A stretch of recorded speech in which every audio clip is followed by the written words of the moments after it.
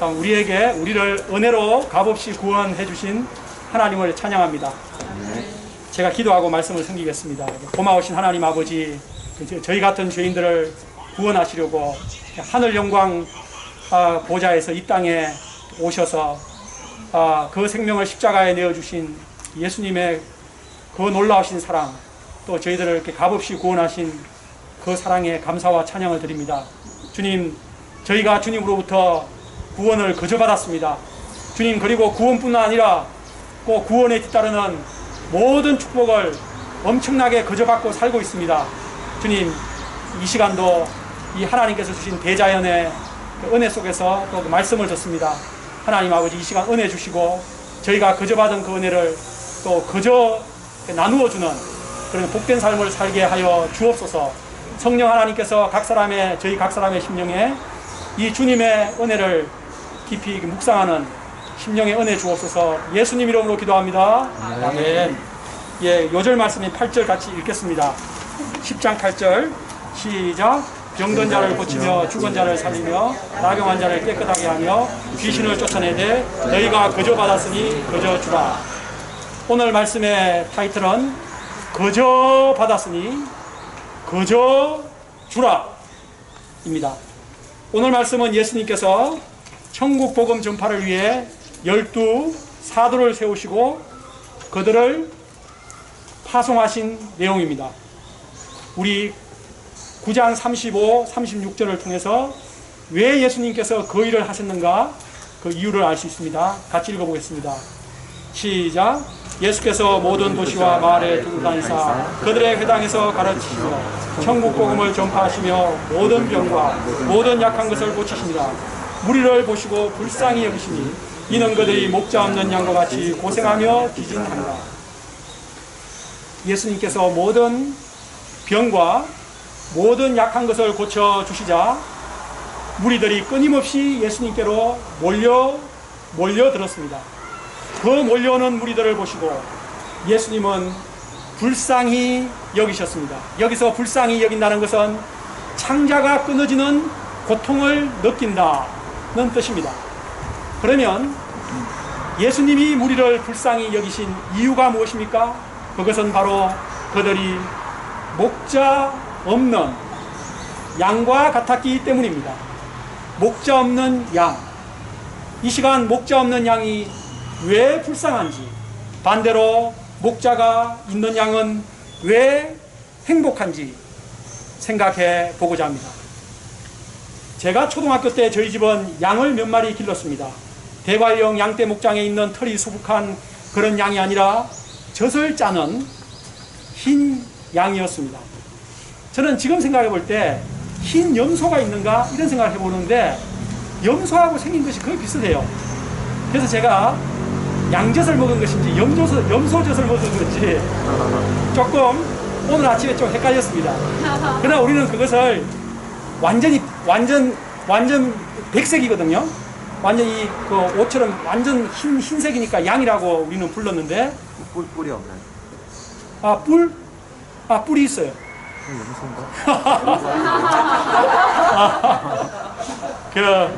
그래서 저는 그래서 초등학교 내내 그 양젖을 먹을 수 있었기 때문에 염소젖. 이제 염소젖은 제가 이제 이번 주에 이제 정확하게 제가 조사를 한번 해보겠습니다.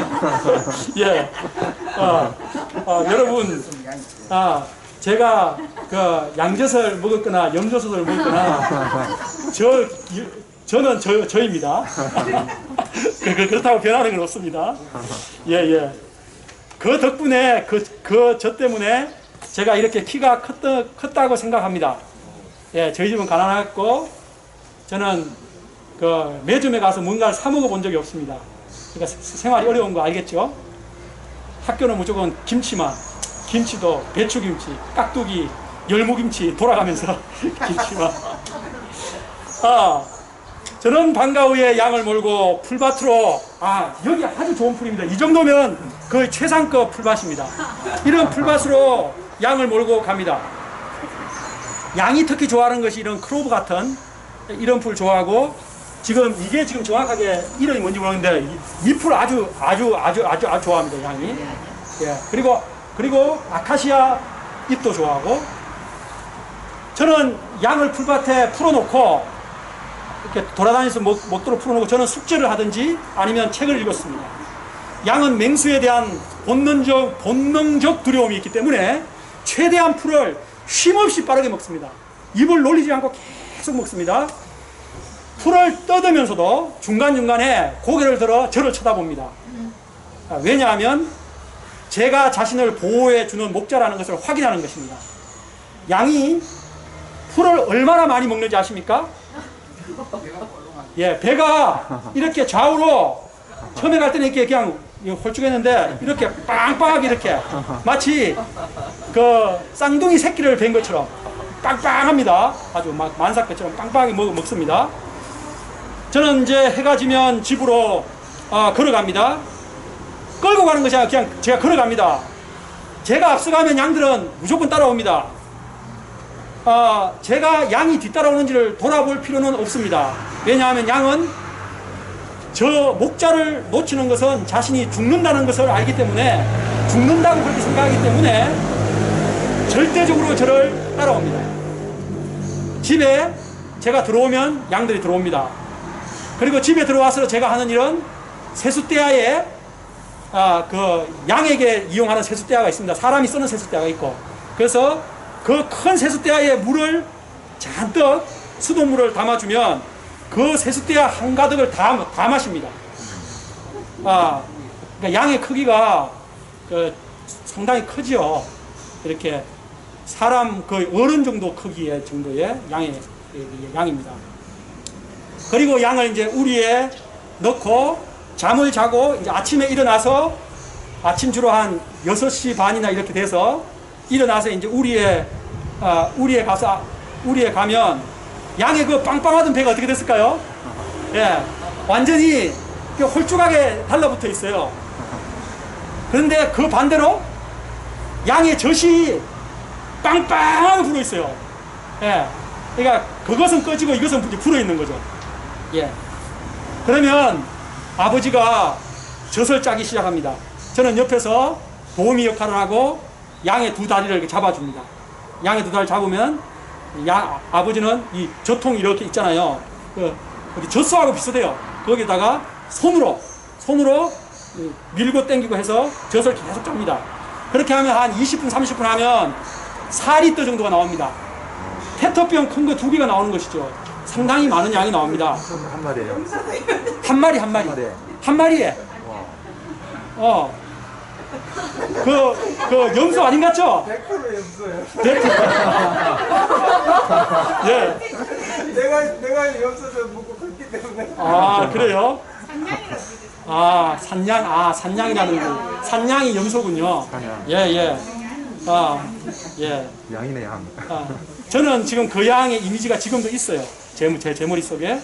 그리고 아버지는 그 젖을 100도씩 끓는 데 넣어서 소독한 후에 우리들에게 아침 식사로 같이 먹을 때, 식사와 같이 이제 먹고 이제 음료수로 마시고 등교를 합니다.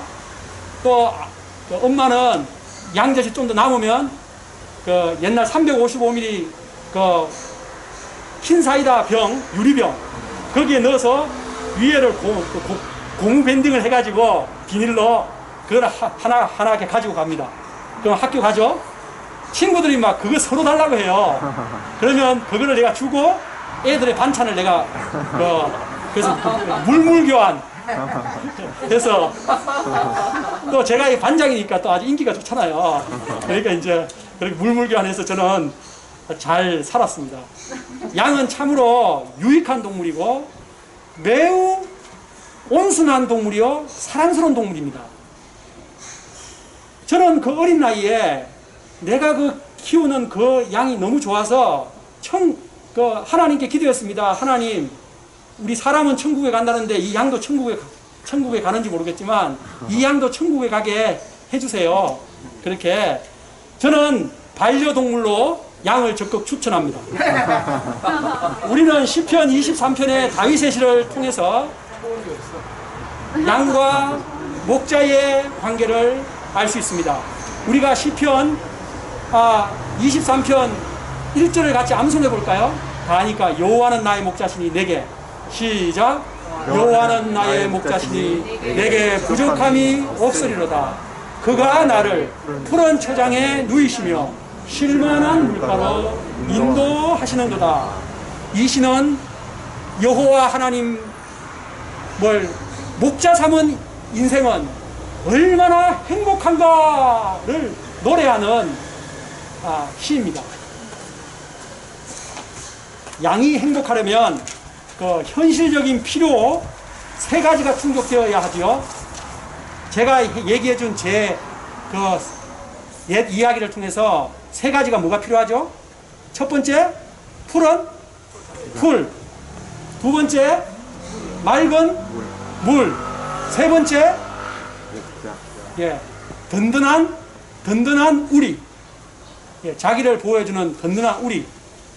한마디로 의식주가 필요하다 이렇게 할 수도 있겠죠. 그게 양의 3대 의식주입니다. 그런데 양이 행복하기 위해서 단 한 가지만 말하라. 그러면 뭘 말해야 될까요? 그것은 목자를 말해야 되는 것입니다. 좋은 목자만 있다면 싱싱한 풀 밭으로 데려가고 맑은 물을 먹여주고 안전한 우리의 보호를 해주는 것입니다. 이처럼 좋은 목자가 있는 양은 참으로 행복합니다.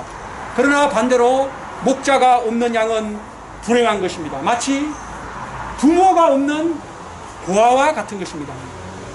예수님께서 이 세상에 목자로 오셔서 보시니 온 무리들에게 목자가 없었습니다. 목자 노릇을 하라고 세운 종교 지도자들은 사꾼들과 같았습니다. 자기 배불리기에만 바빴습니다. 그래서 백성들은 참 목자가 없어서 고생하며 기진하고 있었습니다. 기진이란 기가 진한다 이런 뜻이죠.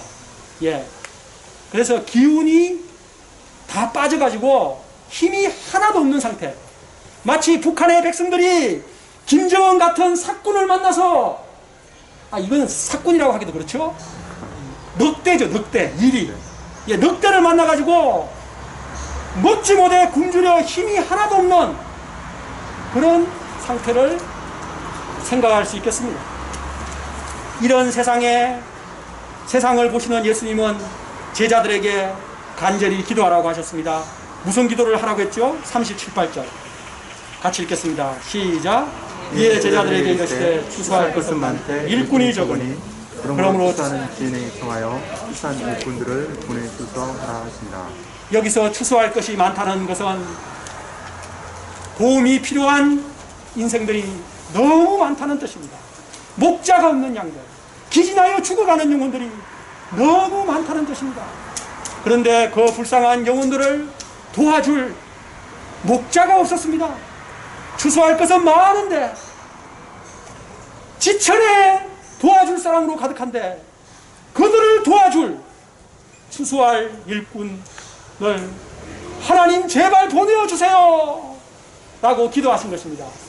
그리고 그렇게 기도하라고 하신 후에 그 기도한 제자들이 어떻게 합니까? 자기들이 추수하는 일꾼으로 나가지요. 예수님 시대나 오늘날 시대나 진정한 문제가 무엇입니까? 그것은 참 목자가 없는 문제입니다. 참 지도자가 없는 문제입니다. 추수할 일꾼이 없는 것이 문제입니다. 제 고향 김천에 가면 정확하게는 경북 김천시 농소면 입성리 이렇게 들어갑니다.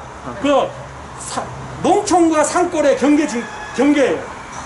그 가면 노인밖에 없어요. 노인밖에. 아버지가 82세인데 거기 동사무소 노인정에 잘 안 갑니다. 다음에 심부름 해야 된대요. 70몇 살이 오면은 70몇 젊은이 물도오게 이게 옆집의 면장님이 89세인데 자꾸 같이 이렇게 놀러 가자고 하는데 아버지가 안 갑니다. 그 시골에, 우리 동네 시골에 평균 연령이 70입니다. 70세. 그러니까 한마디로 50살이라는 사람은 그걸 찾아볼 수가 없어요. 60몇 살이 있어도. 그래서 직원이 자두 수확기입니다. 제가 지난번에 자두 맛을 조금 보여드렸잖아요. 자두를 추수해야 하는 시기에 추수할 일꾼이 없어서 그냥 밭에 자두가 떨어져서 썩는 자두밭이 부지기수입니다. 제 아버지 밭 뒤쪽에 있는 밭도 그냥 내버려 둬가지고 그냥 떨어져. 그리고 이제 좀 몇 년 지나면 황무지가 되죠. 예. 이처럼 오늘날 죽어가는 영혼들이 떨어지고 있습니다. 그런 인생들을 천국으로 인도할, 추수할 일꾼이 없다는 것입니다. 이 땅에 선한 목자로 오신 예수님은 쉴 새 없이 그런 인생들을 섬기셨습니다. 우리는 지난 시간까지 예수님이 얼마나 많은 병자들, 귀신 들려 고통하는 사람들을 섬기는 것을 보았습니까? 그 사람들 예수님 안 만났으면 인생이 어떻게 종착했습니까? 그 사람들 예수님 만나서 그나마 다행이었죠. 그러나 예수님이 그런 일을 수없이 할 수는 없는 것입니다. 100년, 200년 할 수 없습니다. 예수님은 딱 3년 반, 그 3년 반 동안 하시고 하늘나라로 가셔야 했습니다. 그래서 예수님은 그 일을 계속해서 지속해 갈 수 있도록 제자들을 택하신 것입니다. 우리 10장 1절을 같이 읽겠습니다. 시작. 예수께서 그의 12제자를 부르사 너는 귀신을 쫓아내며 모든 병과 모든 약한 것을 고치는 권능을 주십니다. 예수님은 예수님의 일을 계승해 갈 12명의 제자를 그들을 부르시고 그들에게 권능을 주셨습니다. 8절에 보면 그 권능이 죽은 자를 살리며 나병 환자를 깨끗하는 권능까지 메시아 예수님의 권능을 그대로 주신 것입니다. 그럼 그 12의 이름이 무엇입니까? 2절부터 4절까지 그 이름이 나와 있습니다. 자, 그 이름을 보면 자, 그 12명을 1절에서는 12제자를 불렀다. 그렇게 했습니다. 예, 그의 12제자를 부르사. 그런데 여기서는 2절에서 뭐라 그랬죠? 12사도의 이름은 이러하니. 이렇게 되어 있습니다. 제자가 그대로 사도가 된 것입니다. 예, 제자라고 하는 것은 서성을 배우는 사람. 사도는 서성의 사명을 위해 보냄을 받는 자. 예, 보냄을 받는 자라는 뜻입니다. 예수님께서 12사도들에게 그럼 어떤 방향을 주셨죠? 우리 5, 6절을 같이 읽읍시다. 시작. 예수께서 이 12를 내보내시며 명하여이르시되 이방인의 길로도 가지 말고 사마리아인의 길로도 들어가지 말고 잃어버린 양으로 가라. 이 말씀을 얼핏 들으면 예수님이 그 이방인과 사마리아인들을 차별하는 것처럼 들립니다. 예수님이 편협한 민족주의자처럼 이스라엘을 편애하는 분처럼 들립니다. 그러나 결코 그렇지 않습니다. 예수님은 십자가에 죽으시고 부활하신 후 제자들에게 너희는 가서 모든 민족을 제자로 삼으라고 하셨습니다. 사도행전 1장에서는 예루살렘과 온 유대와 사마리아와 땅 끝까지 복음을 전하라고 하셨습니다. 예수님은 세상 만민을 공평하게 사랑하시는 분이십니다. 세상 모든 민족이 구원을 받기까지 를 원하시는 분이십니다. 그러므로 여기서 예수님께서 이스라엘 집에 잃어버린 양에게로 가라고 하신 것은 그럼 무슨 뜻일까요? 이는 제자들이 아직 어리기 때문에 어린 제자들이 그들의 역량에 맞게 쉽게 할 수 있는 미션을 주신 것입니다. 어린 제자들이 처음부터 이방인이나 사마리아 사람들에게 복음을 전하러 갔다가 힘들어질 것을 아셨기 때문입니다. 예수님은 제자들이 이스라엘의 잃어버린 양들을 섬기는 쉬운 일부터 시작하도록 하신 것입니다. 우리도 복음을 전할 때 이 예수님의 지혜를 순서를 따르는 것이 좋습니다. 내가 편한 친구, 내 편한 가족, 내 직장의 동료들, 내가 가까이서 편하게 서로 대화할 수 있는, 교제할 수 있는 그런 사람에게 복음을 먼저 복음을 전하다 보면 나중에는 힘든 그런 사람들, 또 여기 서울대 아주 힘든 학생들도 능히 섬길 수 있게 되는 것입니다.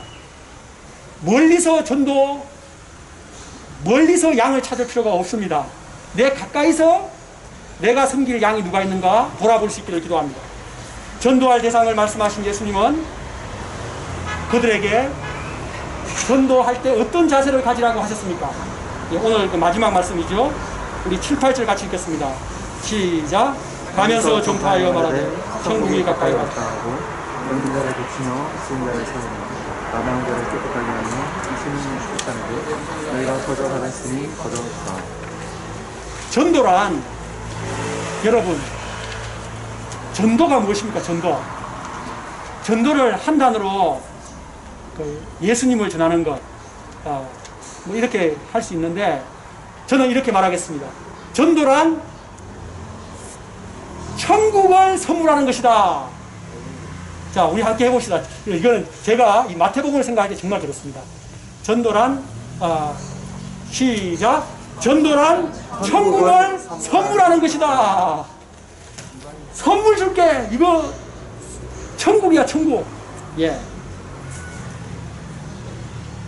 예수님을 영접하는 순간 사람들은 천국을 소유하게 되는 것입니다. 아파트 소유하는 거하고 비교 안 됩니다. 예. 제사함과 구원, 기쁨과 평안, 자유와 행복, 천국과 영생, 이 모든 것 등 천국을 선물로 받는 것입니다. 대박입니다, 대박. 예. 로또가 대박이 아니고, 예, 천국을 받는 것이 대박입니다. 예수님은 제자들에게 병든 자를 고치며 죽은 자를 살리며 나병 환자를 깨끗하게 하며 귀신을 쫓아내는 능력까지 주셨습니다. 그런데 이 모든 능력을 행할 때 어떤 자세로 하라고 했죠? 오늘 주제 맞습니다. 예, 그저 받았으니 그저 주어라. Freely you have received, freely you give. 그저 주라. 공짜로 주라는 것입니다. 무료로 주라. 아무 대가 없이 순수하게. 우리가 처음에 들었던 할란 하워드의 No charge, 바로 그 어머니의 마음과 같은 것입니다. 저는 아주 은혜가 되더라고요. 그 하영이가 뭘 생각하면서 그 노래를 저한테 보냈는지, 저는 딸이 저한테 준 선물로 평생 기억하는, 아마 이게 평생 기억할 노래 선물일 것 같아요. 그러면 왜 거저 주어야 합니까? 왜 거저 주어야 하죠? 그것은 그들이 거저 받았기 때문입니다. 치유의 은사, 축기의 은사, 심지어 죽은 자를 살리는 그런 은사까지 다 예수님으로부터 거저 받은 것이기 때문입니다. 제자들이 나가서 병든 자를 고쳐주면 그 병 고침받은 사람이 가만히 있겠습니까? 감사해서 사례를 할 것입니다. 죽은 자를 살려주면 생명을 돌려받은 부모가 가만히 있겠습니까? 귀신 들렸던 사람도 고침을 받은 후에 제가 생각할 때 다시 귀신이 들리지 않는다면 분명히 살해할 것입니다. 고마워서 살해하지 않겠습니까? 자기 인생을 바꿔줬는데, 그때 그분들이 감사해서 살해할 때 제자들은 어떻게 해야 하는 것입니까? 정중히 사양하며 모든 것을 하나님께 돌려드려야 한다는 것입니다. 제 능력이 개인의 능력이 아니라 다만 예수님이 주신 능력으로 한 것이니 오직 예수님께 감사하시기 바랍니다. 하며 오직 하나님께 영광을 돌려야 합니다. 그저 받았으니 그저 주라. 우리 함께 해봅시다. 시작. 그저 받았으니 그저 주라. 이것이 바로 기독교에만 있는 은혜라는 단어인 것입니다. 은혜란 자격이 없는데 그저 받는 것입니다. 아무 받을 자격이 없는데 그저 받는 것입니다. 우리가 구원을 돈 주고 받았습니까? 우리가 죄사함을 위해 무슨 수고를 한 것이 있습니까? 우리가 지금 누리고 있는 이 행복과 마음의 평안과 기쁨과 자유를 위해 한 일이 무엇이 있습니까? 아무것도 없습니다. 우리가 한 일은 다만 죄 지은 것밖에 없죠. 전적으로 하나님의 은혜로 그저 받았음을 믿습니다. 하나님의 은혜로 100% 그저 받았다고 믿는 사람이 리얼 크리스찬입니다. 에베소서 1장 5절 6절은 이렇게 말합니다. 그 기쁘신 뜻대로 우리를 예정하사 예수 그리스도로 말미암아 자기의 아들들이 되게 하셨으니 이는 그가 사랑하시는 자 안에서 우리에게 그저 주시는 바 그의 은혜의 영광을 찬송하게 하려 하심이라. 그저 주시는 바 그의 은혜. 또 에베소서 2장 4, 5절도 말합니다. 긍휼이 풍성하신 하나님이 우리를 사랑하신 그 큰 사랑을 인하여 허물로 죽은 우리를 그리스도와 함께 살리셨고 너희는 은혜로 구원을 받은 것이라. 로마서 3장도 말합니다. 그리스도 예수 안에 있는 성령으로 말미암아 하나님의 은혜로 값없이 의롭다 하심을 얻은 자 되었느니라. 그런즉 자랑할 때가 어디냐 있을 수 없느니라. 오직 모든 자랑은 하나님께 있습니다. 우리가 누리고 있는 구원의 축복들 그리고 우리가 누리고 있는 모든 것이 다 하나님으로부터 내려온 은혜임을 고백합시다. 은혜, 그레이스, 이는 참으로 아름다운 단어입니다. 나중에 제가 손녀딸이 태어나면 은혜라고 짓고 싶습니다. 우리 신앙의 출발도 우리가 신앙의 출발도 은혜로, 또 과정도 은혜로, 신앙의 마침도 은혜로 할 때 그 신앙은 아름다운 것입니다. 그런데 은혜 신앙을 중간에 잃어버리는 안타까운 경우를 많이 보게 됩니다. 그러면 자신이 수고한 것에 대한 보상을 바라고 대가를 바라는 마음이 생기게 됩니다. 내가 얼마나 저를 섬겼는데 저가 나한테 이렇게 할 수 있어 하며 떠나가는 양에게 그런 섭섭한 감정을 가질 수 있습니다. 이런 것이 상처로 남아 힘든 삶을 살 수가 있습니다. 그러나 우리는 그런 대가신앙, 공로신앙, 보상신앙, 율법신앙을 살면 안 되며 오직 은혜신앙으로 살아갈 수 있기를 기도합니다. 아멘. 처음부터 끝까지 from first to last only by grace, 오직 은혜신앙으로 살기를 기도합니다. 그래야 죄인들을 위해 십자가에 죽으신 예수님의 그 은혜의 세계에 깊이 들어갈 수 있는 것입니다. 제 간증을 하고 마치겠습니다. 요즘 제가 자꾸 간증을 하게 되네요. 네. 저는 제 자신의 구원을 위해 노력한 것이 아무것도 없습니다. 저는 대학생이 되어 술 마시고 노래하고 연애하고 죄 짓는 것밖에 없었는데 하나님께서 일방적으로 구원의 은혜를 베풀어 주셨습니다. 지금의 이 제가 누리고 있는 자유와 기쁨과 평강 하나님께서 선물로 주셨습니다. 제가 강윤희 자매님을 아내로 얻고자 수고한 것이 제로입니다. 그런데 하나님께서 30년 동안 제주도 아가씨를 곱게 키워 서울 의대까지 키우셔서 턱없이 부족한 제게 선물로 그냥 주셨습니다. 그래서 저는 저의 결혼을 한마디로 바보 온달이 평강공주님과 살고 있다, 그렇게 표현합니다. 평강공주님 감사합니다.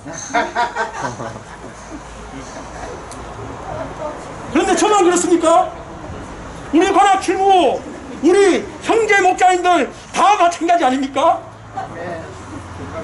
두형은 제가 볼 때 하늘의 별, 보석을 딴 겁니다. 보석을. 도령 그렇게 왜 웃고 있어요? 도령은 결혼도 할 수 없는, 감당할 수 없는 사람을 지금 그 복을 받은 거예요 지금. 사진을 봐야 돼, 사진. 옛날 사진. 우리 또 한서 형님도 마찬가지죠. 한국에서, 대한민국에서 가장 사랑이 endless love, 끝없는 사랑의, 최고의 사랑의 자매와 결혼한 거 한서 형님 맞지 않습니까? 왜 이렇게 딱 보아서 왜 웃어요? 보아서 지금 뭐 이렇게 낱말하나? 예, 보아서는 말할 필요가 없어요. 예. 뭐 있잖아요. 미녀와 야수. 아니, 지난번에 도령이 무슨 말했는데, 뭐 산적과 뭐요?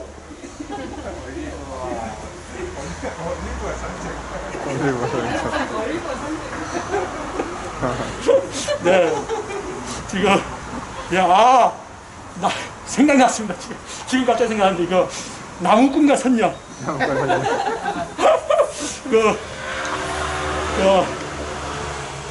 선녀가 애 3명 넘으면 못 올라가죠. 그래서 못 올라가는구나. 다윗이가 태어나길 잘했어. 네. 저는 결혼을 하면 자동적으로 아이가 태어나는 걸로 알았습니다. 그런데 애가 5년 만에 태어난 거예요. 그런데 하나님께서 은혜로 연년생을 주셨죠. 저는 이를 통해 자녀가 하나님의 일방적인 선물로 주어지는 것임을 깨달았고, 제 2 자녀를 청지기 마음으로 키우고 있습니다. 제가 2 애를 제 소유라는 생각을 해보는 적이 없습니다. 우리는 그런데 모두 공통적으로 하나님께 놀라운 은혜를 받은 것이 있습니다.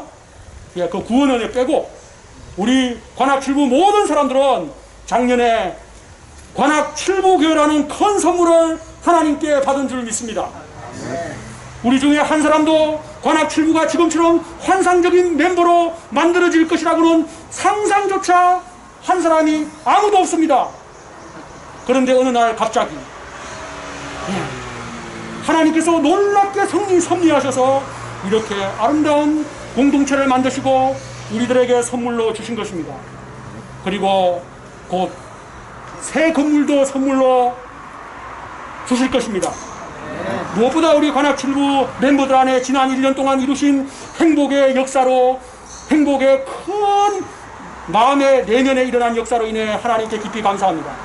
지난 1년 동안 얼마나 신나고 자유롭고 행복하고 내면이 치유받으며 건강해졌습니까?